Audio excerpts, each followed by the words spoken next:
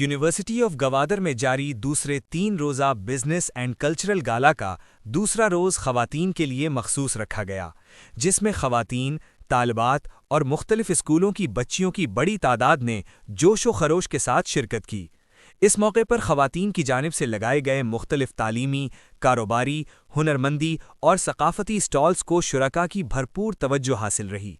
Voice chancellor university of Gwadar professor doctor Abdulrazzaq Sabir نے gala میں لگائے گئے تمام اسٹالز کا دورہ کیا اور طالبات و شرکاء کی تخلیقی صلاحیتوں، کاروباری آئیڈیاز اور محنت کو سراہا۔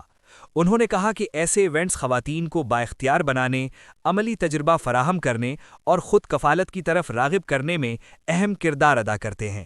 تقریب کے دوران مختلف تعلیمی اداروں کی طالبات نے ثقافتی سرگرمیوں، دستکاری، آرٹ ورک اور فوڈ سٹالز کے ذریعے اپنی صلاحیتوں کا مظاہرہ بھی کیا، جسے حاضرین کی جانب سے خوب پذیرائی